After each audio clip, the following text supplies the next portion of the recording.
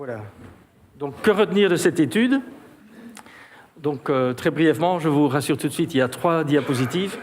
D'une part, c'est qu'il y a plusieurs effets positifs que nous avons retrouvés en immersion, qui ont été mesurés en immersion, mais qui ne sont pas nécessairement dus à l'immersion en tant que telle.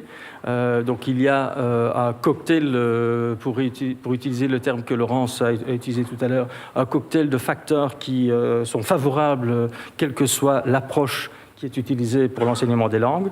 Deuxièmement, il y a des gains pour la langue cible, et là aussi on a constaté, vous l'aurez remarqué, qu'il y a des effets qui sont plus marqués pour le néerlandais que pour l'anglais.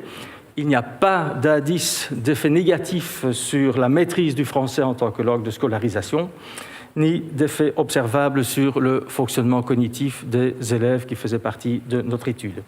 Enfin, l'acquisition des matières est au moins égale à celle des élèves de la filière francophone, et nous avons également constaté que les profils socio-affectifs que l'on retrouve en immersion sont plus favorables à la fois avec des effets plus marqués pour le néerlandais et en secondaire, et ici également il faut tenir compte de l'importance du contexte sociopolitique.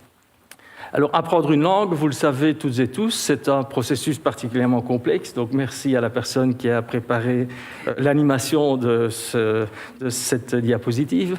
Donc, il y a tout d'abord des aspects linguistiques, évidemment, qui jouent un rôle, mais également des aspects cognitifs qui viennent également en interaction avec des aspects socio-affectifs, ainsi, évidemment, que des variables individuelles des élèves, telles que le statut socio-économique et le raisonnement non verbal.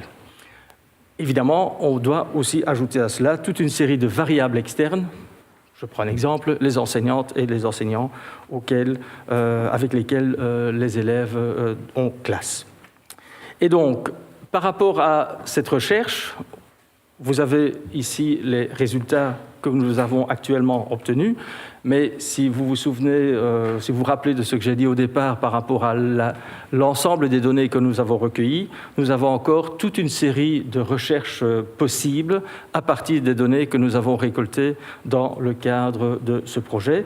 D'une part, on pourrait voir et prendre en compte les pratiques d'enseignement, voir s'il y a des effets classe que l'on retrouve. On peut aussi donner la parole aux élèves via l'analyse des focus group et des observations aussi en classe, mais aussi donner la parole aux enseignants. Donc ça, c'est un aspect. Dans les thèses qui ont été soutenues jusqu'à présent et aussi dans les 2 autres thèses qui vont arriver dans les mois qui viennent, nous avons également essayé de vérifier des données ou de croiser les données entre elles. Nous devons encore aller bien plus loin au niveau de ces différentes perspectives de recherche et aussi vérifier s'il y a des trajectoires individuelles spécifiques ou des publics spécifiques que l'on retrouve à l'intérieur de la population que nous avons analysée.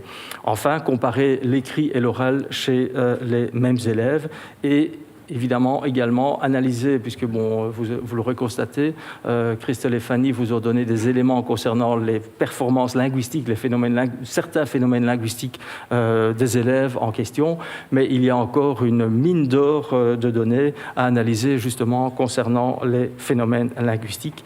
Et un dernier élément, ou avant-dernier élément, serait de vérifier le lien entre les profils socio-affectifs de ces élèves et également des profils linguistiques des mêmes élèves.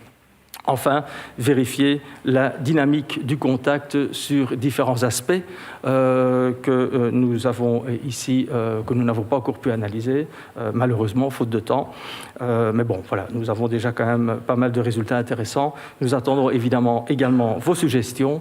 Et la dernière diapositive, c'est pour remercier les conseils de recherche des 2 universités partenaires du projet, ainsi que l'administration de la recherche des 2 universités, également parce que ce projet n'aurait pas pu voir le jour et n'aurait pas pu donner les résultats qu'il donne sans le vrai partenariat que nous avons pu mettre en place avec les écoles. Donc un énorme merci à toutes les écoles, à la fois pour l'accueil, pour la disponibilité. Merci aussi aux élèves. aussi pour les échanges constructifs avec les différentes écoles et les conseils qu'ils ont pu nous donner. Donc les élèves, les parents, évidemment aussi les enseignants et direction pour la participation, ainsi que toutes les étudiantes et étudiants de bachelier et de master qui nous ont aidés, et de stagiaires qui nous ont aidés dans les travaux et qui ont déjà fait une certaine partie de travaux.